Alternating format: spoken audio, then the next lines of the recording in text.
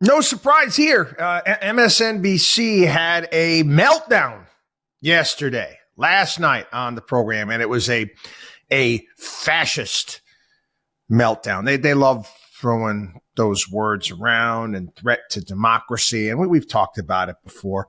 Did you watch any of the coverage of the Hawkeye last night? Not a lick.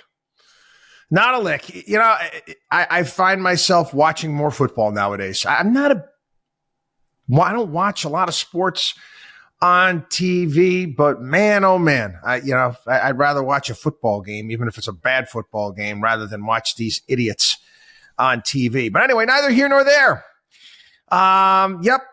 This is what we can expect. This is why I don't watch it really much anymore, because it's nonsensical. Rachel Maddow complained about a rise of fascism after Donald Trump won the Iowa caucus. Rise of fascism. If we're worried about our democracy falling to an authoritarian and potentially fascist form of government, the leader who is trying to do that is part of that equation. Is a much bigger part of that equation. And then it was, Joy Reid declared that white Christians are racists who want minorities to bow down to them. Yeah, so all the things that we think about electability, about what are people gaming out. But none of that matters when you believe that God has given you this country, that it is yours, and that everyone who is not a white conservative Christian is a fraudulent American, is a less real American. Then you don't care about electability. You care about what God has given you. She later added, it is a religion, and I think what we have to actually confront, and this is what Democrats are going to face, is that this is now what white evangelicalism is. It is Christian nationalism. That's the name of it, right? It is all a part of white evangelical Christians of a certain mindset that they own this country, that immigrants, that brown people, that Hindus like Vivek Ramaswamy and his wife are illegitimate Americans. They are less legitimate Americans than they are. They're not trying to convince people and win people over through politics. What they're saying is, we own this country and everyone will bow down to us. This is MSNBC last night. And again, I don't know. I couldn't tell you if they actually believe what they're saying, or they're just trying to get the people going and rev up their base. I don't know how many people were watching MSNBC last night. I can tell you a hell of a lot more watching football. That's for darn sure. But I want to talk a little, because they throw this term around. They throw the word fascism around all the time. And as a dyed-in-the-wool capitalist, again, sometimes these terms, people don't understand what they mean, and they throw them around, and they hear the word fascist, and what comes to mind is Adolf Hitler or Mussolini. Fascism has a lot more in common with socialism than it does the free market, which we espouse here on this program, which this country is supposed to be about, a capitalist society. Again, you get all of the irony of the thing is all these leftists out there talking about government intervention in everything. That in of itself is fascist, if you will. I'm going to talk a little bit about this, some key elements of fascism. Idealism is a part of it. Centralized government. Centralized government is key for fascism. And again, we have drifted away from our founding documents and the 10th Amendment of the Constitution, which states rights. Planned economy. Planned economy is most certainly a very big part of fascism / socialism, is it not? Now, let me ask you a question. What do you think the CHIPS Act is? What do you think the Inflation Reduction Act is? What do you think Barack Obama's American Recovery and Reinvestment Act is? And again, I just named a few things, but if you don't think that, you don't think Republicans get involved in this too, they do as well. We mentioned yesterday, we're talking about ethanol. George W. Bush and his ethanol mandates, has elements of socialism and fascism.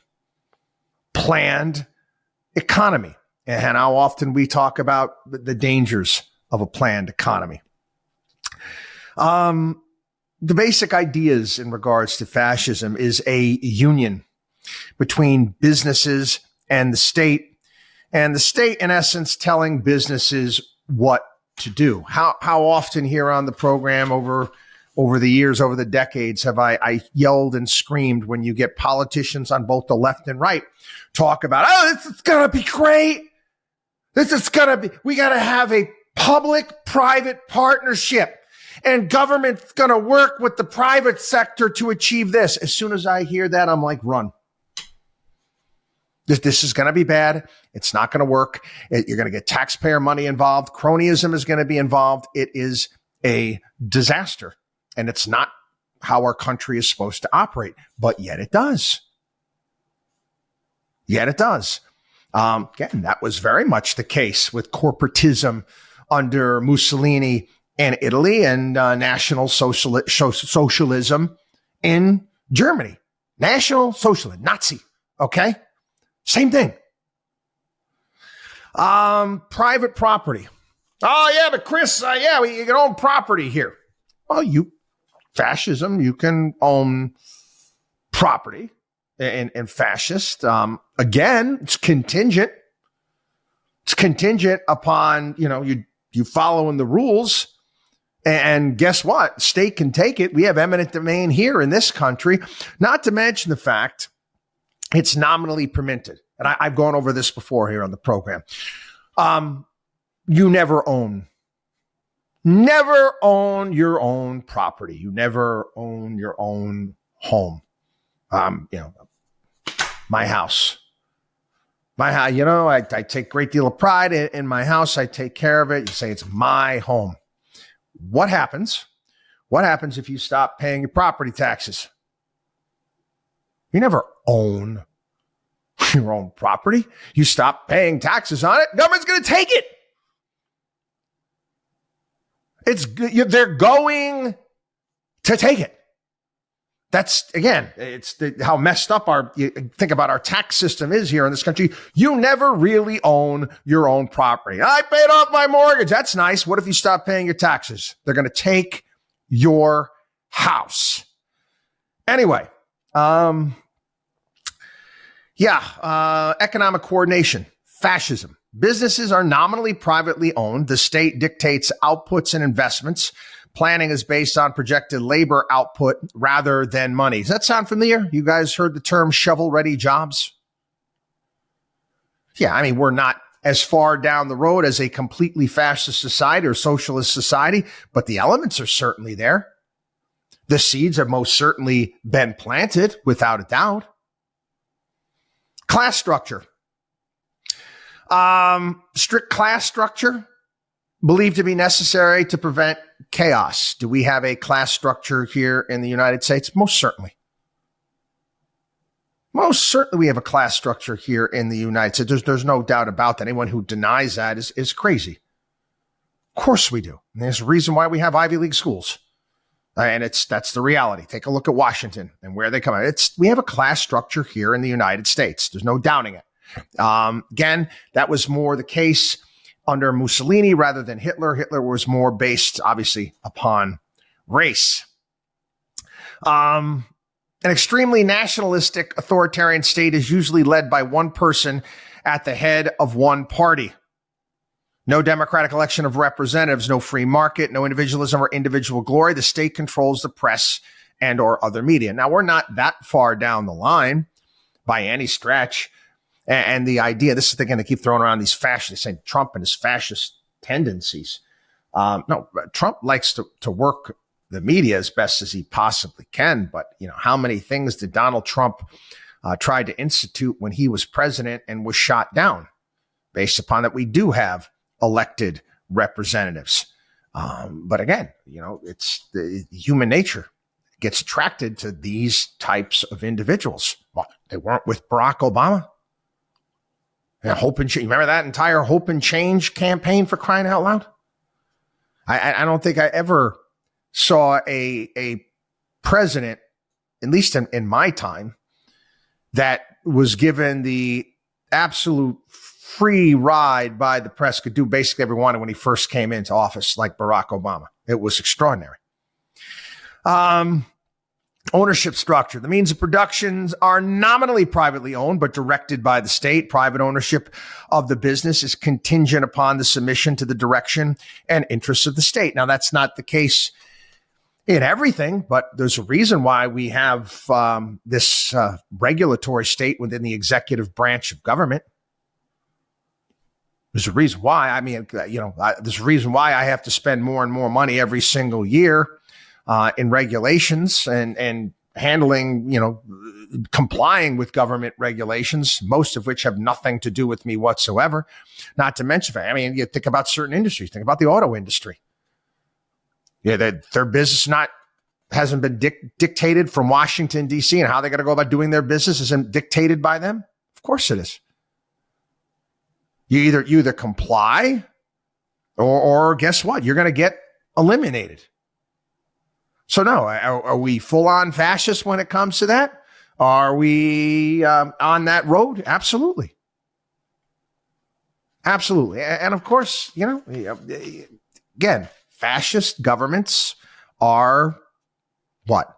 Large public works projects. That's right. Large deficit spending are a large part of fascist governments. And guess what? We're there too. So again, it's MSNBC, so you take it with a grain of salt. I mean, they're so far off the deep end. It's ridiculous. Again, no. Do I think Donald Trump is a fascist by any stretch of the imagination? No.